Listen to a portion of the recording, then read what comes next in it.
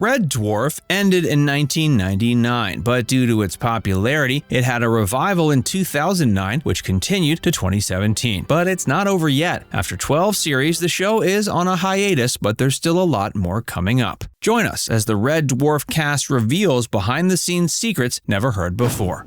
The cast is like a family. Chances are, if you've worked with the same people, you'll either love them like family or you'll be at each other's throats. One of the reasons why Red Dwarf has become such a success is because of the great cast and their friendship. Even with long breaks in the series, they've often remarked that it just feels like a weekend off. While some cast members haven't been there throughout the entire show, and some have gone from recurring roles to guest appearances, they've all had great chemistry. What's the secret? They truly enjoy working together, and their real-life friendships have translated to great performances in the real world. As of now, Craig Charles and Danny John Jules are the only cast members who have appeared in every episode of the show. When it was on hiatus, Robert Llewellyn began to think of it as a project he used to work on. Yet this wasn't in resentment, rather it was in a state of nostalgia. He missed working on the show, so he was overjoyed when it had its revival. Craig Charles has stated he's known the main cast members longer than he's known his wife. To this day, the cast members remain good friends. In fact, Craig Charles and Chris Berry had a bit of a difficult working relationship in the beginning. But as time has gone on, they've not only become great co-stars, but also great friends.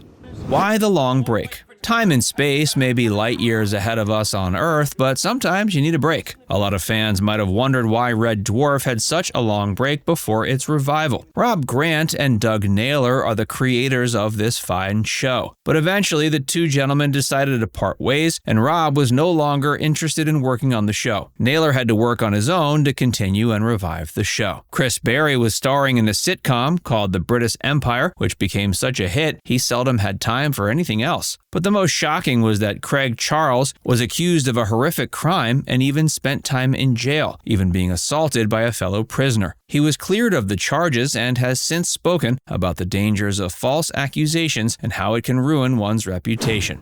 Don't get in over your head. One of the most memorable characters from the show is Holly, for which we just see the disembodied head of Norman Lovett. Did you know Holly was only supposed to be a voiceover role? Norman Lovett, of course, wasn't going to stand for this. He must have shaken his head at the thought of not appearing on screen. A compromise was made, and Holly became a character whom we do see, albeit not entirely. And we're glad he did. Norman Lovett put his foot down so he could peek in his head once in a while. Eventually, he left the show and was replaced by Hattie Hayridge. The reason was because he apparently didn't want to attend rehearsals, and he stated he was going to receive a pay cut for his work. He also began to get bored of the role.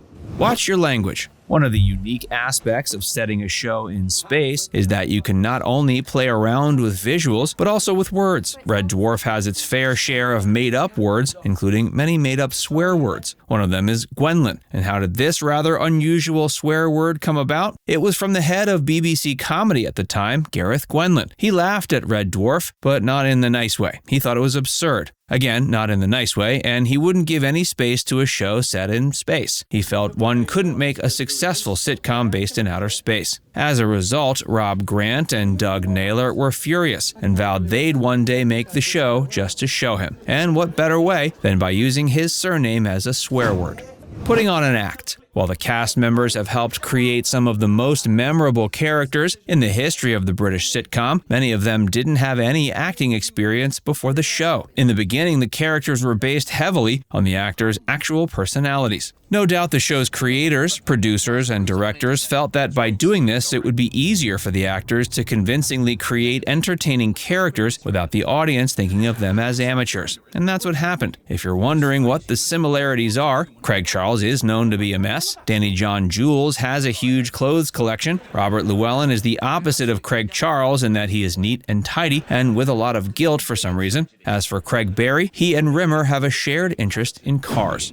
Going to space, the American region. Many great British sitcoms have been made into great American sitcoms. There are also quite a few classics that have been made into disasters by those on the other side of the Atlantic. But what about Red Dwarf? Red Dwarf was going to have an American version as well. There were 2 pilot episodes made, but neither managed to get sold. The first pilot had new actors, but it also had Robert Llewellyn reprising his role as Crichton, which he holds in the UK show. In the second pilot version, Terry Farrell played Cat. While this pilot failed, it gave Terry the the opportunity to join the cast of Star Trek Deep Space Nine. From the first pilot, Jane Leaves, who played Holly, was able to join the cast of Frasier. Not bad. Perhaps for these actors, their best work would take place on Earth. Becoming legends. It's quite safe to say that many of the show's cast members became stars after the show became a hit. But did you know there was a reason why Rob Grant and Doug Naylor decided to work with mostly newcomers? This is because in the beginning, there wasn't much oversight on the show. This meant there was more room for experimentation, but it also meant there wasn't really scope for established stars. As a result, two established stars, Alan Rickman and Alfred Molina, didn't get cast in the show, despite the fact they both auditioned. But in the end, many of the cast members have become legends and are extremely popular from the show.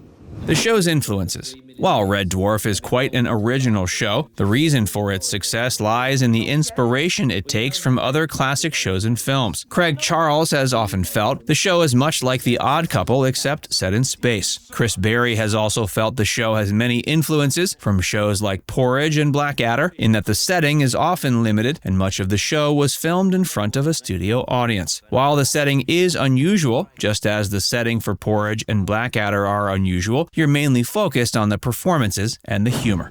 When's the film coming out? Some cast members have also revealed that a Red Dwarf film was once in the works. Alas, it never came to fruition, but one can still live in hope. The show has had 12 successful series and is on an indefinite hiatus. Yet the cast, writer, directors, and audiences have clearly not had enough of Red Dwarf. There's still so much more to see, and who knows? When we see a second revival, maybe it'll come in the shape of a film. Many of the great British sitcoms, like Fawlty Towers, have only had 12 episodes. Classics like Only Fools and Horses have gone on several years, depicting different decades. Red Dwarf is a classic British sitcom, and it's going to be remembered as such. We've had 12 series, and yet it looks like there's still a lot more where that came from. Now it's time to hear from you. Are you a fan of Red Dwarf? Do you think that experimental sitcoms like Red Dwarf are being made today? Let us know in the comment section below.